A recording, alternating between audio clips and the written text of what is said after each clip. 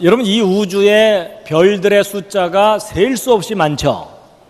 그리고 너무너무 멀리 떨어져 있죠. 그래갖고 어떤 분이 그런 질문을 해요. 왜 하나님께서 인간이 가보지도 못할 그런 별을 왜 그렇게 많이 만들어 놓으셨냐. 태양계 주변에 별들만 좀 만들어 놓고 끝내도 될 텐데 만져보지도 못할 그 엄청난 별들을 왜 만드셨느냐. 그거 좀 너무 이상하다, 이런 얘기를 하더라고요. 근데요, 가끔은 뒤집어서 생각할 필요도 있어요.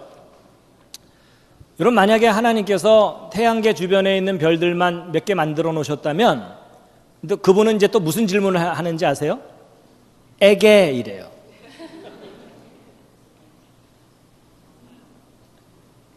이게 무슨 말이냐면, 여러분, 어떤 사람이 음악적인 재능이 있어서 노래를 잘 부른다고 하면 그걸 표현하고 싶어 해요. 맞죠? 그것도 맥시멈으로 표현하고 싶어 합니다. 가능한 한 고음으로 올려보려고 하고 가능한 한 아름답게 표현하려고 애를 쓰고. 맞죠? 그럼 이게 무슨 말이냐면, 하나님이 왜 이렇게 무한한 우주를 만드셨느냐? 하나님의 성품과 속성이 무한하시기 때문에 그거를 작품으로 표현하신 거다, 그 얘기죠. 굳이 거기까지 우리가 가볼 필요까지는 없고. 이해가 좀 되시나요? 거기다가 이제 아울러서 제가요, 한 가지 더 생각한 거 있었어요. 여러분 보세요. 아담의 자손들이 생육하고 번성하라 명령하셨죠. 그럼 이제 2명, 4명, 8명 쭉 늘어나면은 이 지구에 사람들로 꽉 찰 때가 오겠죠. 그러면 우리 하나님께서 뭔가 대책을 세우셔야 되겠죠. 대책도 없이 막 무조건 불어나다 그러면은 막 바다에 빠질 거 아니에요. 그렇죠? 그래서 제가 재밌는 생각을 해본 게 뭐냐면요. 왜 예수님께서 그러셨잖아요. 착하고 충성된 종아, 네가 작은 일에 충성하였으니 큰 일을 맡기겠노라, 이런 얘기하는 거 기억나시죠? 제가 그거를 이 별에 관해서도 생각해 본 게 뭐냐면요. 만약에 지구에 이제 사람으로 가득 차고 하나님이 계획하신 시간이 돼갖고 좀 정리를 한번 해야 될 때가 오잖아요. 역사의 시작이 있으면 종말이 있겠죠. 그럼 역사의 종말이 딱 됐을 때 하나님께서 사람들을 딱 불러갖고 이런 얘기를 하시는 거죠. 착하고 충성된 종아, 네가 지구에서 충성하였으니 안드로메다를 맡기마.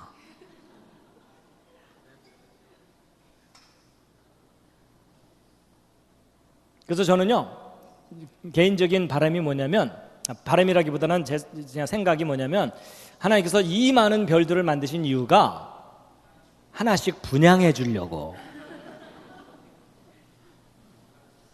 그래서 지금은 황폐한 별들로 있지만 하나님께서 어느 날 그 별들을 확 환경을 쫙 조성시켜 놓고서 파송을 하는 거예요, 사람들을. 그래서 네가 가서 거기서 왕노릇하면서 하나님을 잘 믿고 이 모든 걸 누려라, 그런 상상도 해봤어요. 나중에 우리 서로 다른 별에 살더라도 가끔씩 통신을 하면서 우리 지내도록 하겠습니다. 그때 제가 카톡 보내면 좀 받아주세요. 여러분, 홍수 이전 세상이 지금보다 훨씬 환경이 좋았고 장수했다는 거 어느 정도 이해가 되시죠? 그렇죠? 예. 그래서 여러분, 실제로 홍수 이전 세상이 얼마나 좋았는지를 뒷받침해 줄 만한 증거들이 있어요. 그 중에 하나가 뭐냐면 화석이에요. 여러분, 오늘날 잠자리 커봤자 손바닥만 하죠. 이만하면 꽤 큰 거죠. 그렇죠? 근데 화석으로 발견되는 옛날 잠자리 중에는요, 날개 이쪽 끝에서 이쪽 끝까지 길이가 50cm, 70cm예요. 90cm까지 보고가 돼요. 그러니까 이따만한 잠자리가 살았던 거예요. 여름에 선풍기 사러 갈 필요가 없어요. 이거 2마리 잡아다가 매달아 놓으면 얘가 하루 종일 바람을 일으켜 주는 거예요. 그 다음날 되면 얘 쟤 지쳤다, 딴 거 잡아와라, 이렇게 되는 거예요. 거의 이런 수준이죠. 그렇죠? 저런 것들이 살았었던 거예요. 그리고 여러분, 이거 하나 갈비탕 끓이면 한 달 영업할 수 있어요. 그리고 여러분, 요즘 이런 치료법이 있는데, 환자를 저런 통 속에다 집어넣고 산소, 온도, 압력 이런 걸 조절해주면서 치료하거든요. 환자 회복 속도가 훨씬 빨라요. 예를 들어 이렇게 심한 상처가 있는 사람들도요, 아주 빠르게 회복이 돼요. 여러분, 이게 무슨 말이냐면 환경이 달라지면 생명체가 다르게 반응을 한다는 뜻이에요. 근데 여러분, 요즘은 저런 시설 들어가려면 돈 꽤 많이 줘야 되거든요. 근데 홍수 이전 세상은 저런 시설이 공짜였어요. 지구 자체가 완벽하게 보호됐기 때문에. 그리고 또 이제 이런 것도 있어요. 홍수 후인 지금은요, 북극지방 영하 70도, 100도, 적도지방 영상 40도, 50도, 60도, 온도 차이가 100도가 넘어요. 여러분, 사람이 가장 쾌적하게 살 수 있는 온도가 영상 25도 플러스 마이너스 5도죠. 거기서 조금만 올라가도 더워서 힘들고 내려가도 추워서 힘들고. 그러니까 여기 추워서 못 살고 여기 뜨거워서 못 사니까 그 언저리에서 옹기종기 살고 있잖아요. 그렇죠? 근데 홍수 이전에는 아까 궁창 위에 물층이 있었다 그랬죠. 여러분, 물은요, 비열이 가장 높아요. 방언이죠. 여러분, 이게 무슨 말이냐면 영어로 이제 스페시픽 히트라고 하는 건데, 여러분 이 불 위에다가 빈 냄비를 올려놓으면 금방 뻘겋게 달궈지죠. 근데 물 부어서 얹어놓으면 한참 지나야 뜨거워지죠. 이게 무슨 말이냐면, 여러분, 물이요, 열을 가장 많이 흡수하고 가장 많이 내보내는 물질이에요. 그럼 겨울에 추울 때 뜨거운 물 이렇게 통에 담아서 수건에 말아서 안고 자면은 상당히 오랫동안 따뜻하게 보존되죠. 그것에 비하면 돌멩이를 달궈서 안고 있으면은 좀 더 빨리 식어버려요. 그래서 물이 열을 가장 많이 담고 있는 물질 중에 하나예요. 근데 여러분, 그런 수증기층이 지구를 감싸고 있으면 어떤 일이 벌어지냐면, 이 지구 내부가 온실 효과가 나타나서, 여러분, 온실에 들어가면 이 골고루 따뜻하죠. 그러니까 긍정적인 의미의 온실 효과가 나타나요. 그건 북극과 적도지방의 온도 차이가 50도 이내로 줄어들 수가 있어요. 그럼 지구 전체가 살기 좋은 환경이 유지될 수가 있는 거예요. 근데 여러분, 이게 이론적인 얘기가 아니고요, 실제 증거들이 발견되는데, 여러분, 여기 시베리아 지역은 얼어붙은 땅이라 그래서 풀 한 폭이 나기 쉽지 않죠. 근데 여러분, 저 시베리아 저 얼어붙는 땅 속에서요, 뭐가 발견되냐면, 이 필리핀 같은 아열대 또는 열대 숲들이 그대로 냉동된 상태로 발견돼요. 그럼 여러분, 이게 무슨 말이에요? 저 시베리아 지역이 과거에 따뜻했었던 지역이란 얘기죠. 근데 그게 서서히 추워진 거예요? 갑자기 추워진 거예요? 쾌속 냉동, 영어로 퀸칭이 돼버린 거예요. 그게 바로 대홍수 때 지구가 갑작스러운 충격을 받으니까는 급격 냉동돼 갖고 보존된 거라고 보고 있어요. 여러분, 이게 무슨 말이냐면 지구 전체가 살기 좋았던 때가 있었던 거예요, 없었던 거예요? 있었던 거예요. 그게 홍수 이전 세상이라고 보고 있어요. 여러분, 그 맘모스 아시죠? 매머드.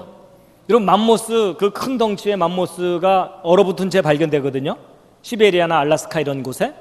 근데 그 뱃속을 조사해보고 깜짝 놀란 게 뭐냐면, 뱃속이나 입 안에 아열대성 식물들이 소화되지 않은 상태로 그대로 발견돼요. 그럼 분명히 걔가 죽기 전에 따뜻한 기후였다는 얘기죠. 근데 만약에 서서히 추워졌다면 썩어버리겠죠. 근데 그대로 냉동돼 버린 거예요. 여러분, 정말로 지구 전체가 살기 좋았었는데 갑작스럽게 얼어붙게 되는 큰 사건이 있었던 거예요.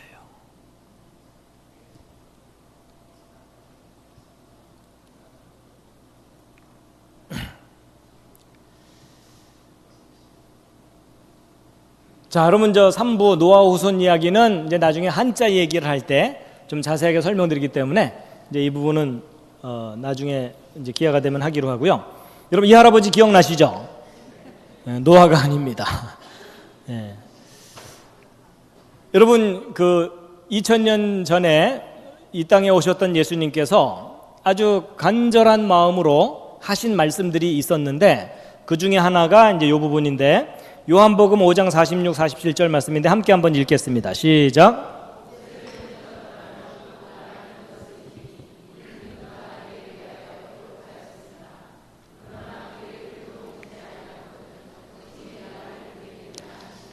예, 여러분 여기 그의 글이 모세의 글이거든요.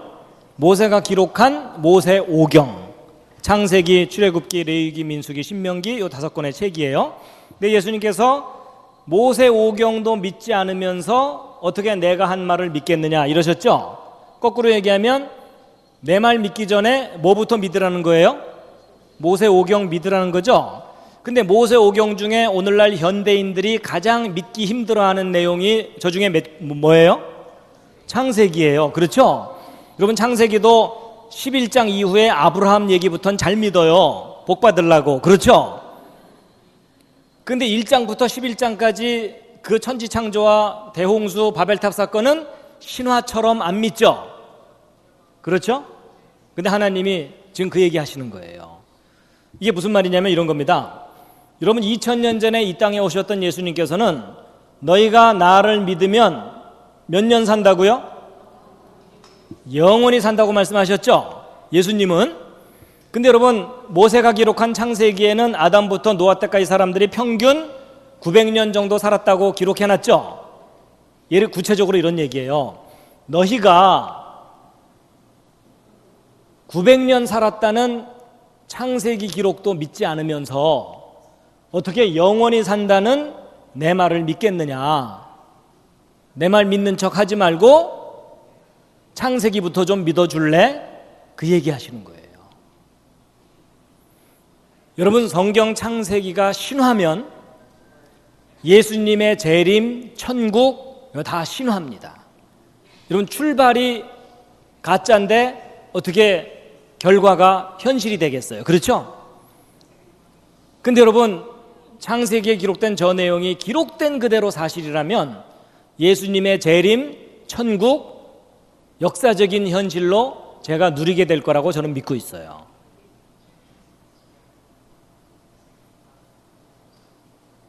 하여튼 좀 함께 좀 믿고 우겨주시면 감사하겠습니다.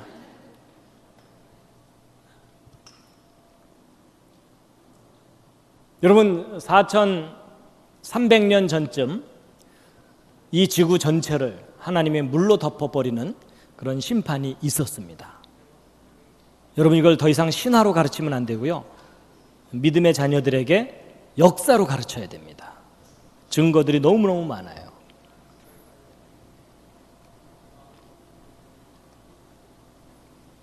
근데 이제 4300년 전은 물로 심판을 하셨는데 마지막 때에는 뭐로 심판하신다 그러셨죠?